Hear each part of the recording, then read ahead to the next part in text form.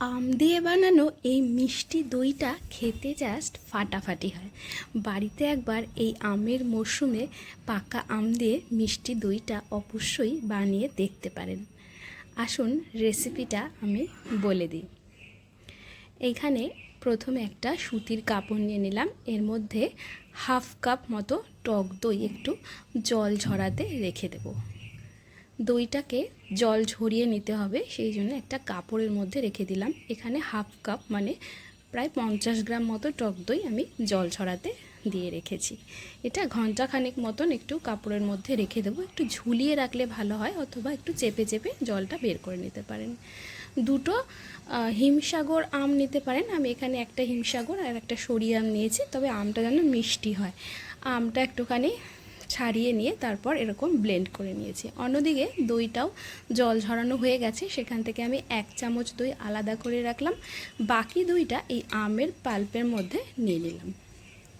আর নিয়েছি হাফ চামচ মতো এলাচ গুঁড়ো। এলাচটাকে আমি একটু থেতো করে দানাটা বার করে থেতো করে গুঁড়ো করে নিয়েছি। এবার দই, আম আর এই এলাচ গুঁড়োর এটা একসাথে একটা হ্যান্ড হুইস্ক দিয়ে খুব ভালো করে মিশিয়ে নিতে হবে।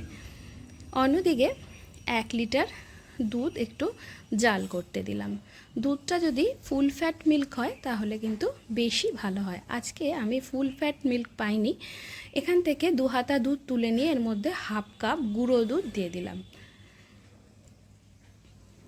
আমি এখানে আমুল শক্তির যে মিল্কটা হয় সেটা ব্যবহার করেছি, আপনারা গোল্ডটা পেলে ওটাই ব্যবহার করবেন। হাফ কাপ চিনি দিয়েছি, চিনিটা মিষ্টির স্বাদ অনুযায়ী দেবেন। আমটা কতটা মিষ্টি তার উপরেও কিছুটা চিনিটা পরিমাণটা ডিপেন্ড করে। এখানে যে গুঁড়ো দুধটা গুলিয়ে রেখেছি সেটা এর মধ্যে আস্তে আস্তে দিয়ে দিতে হবে, দিয়ে ভালো করে একটুখানি মিশিয়ে নিতে হবে। গুঁড়ো দুধটা দেওয়ার পর আরও খানিকটা ফুটিয়ে নিয়ে একটুখানি ঘন করে নিতে হবে দুধটা। প্রায় অর্ধেকটা মতো আমি করে নিয়েছি।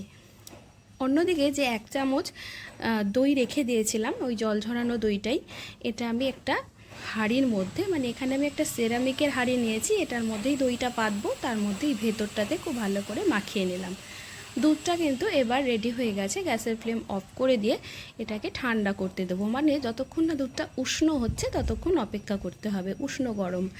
সেই সময় যখন একটা আঙুল দুধটার মধ্যে ডুবিয়ে রেখে দেওয়া যাবে, ঠিক সেই টেম্পারেচারে এলে তারপর এই দুধটা এই আম আর দইয়ের মিশ্রণ যেটা আগে থেকে করে রেখেছিলাম তার মধ্যে মিশিয়ে দিলাম, আবারও একটা হ্যান্ড উইক্স দিয়ে। এবার আগে থেকে তৈরি করে রাখা এই যে হাঁড়িটা, এর মধ্যে ওপর থেকে মিশ্রণটা এইভাবে একটুখানি ঢেলে দিতে হবে। একটা ফয়েল পেপার দিয়ে মুখটাকে খুব ভালো করে এইভাবে মুড়িয়ে আটকে দিয়েছি। তারপর একটা গরম জায়গায় প্রায় 10 থেকে 12 ঘন্টা রেখে দিয়েছিলাম। দই কিন্তু একদম তৈরি।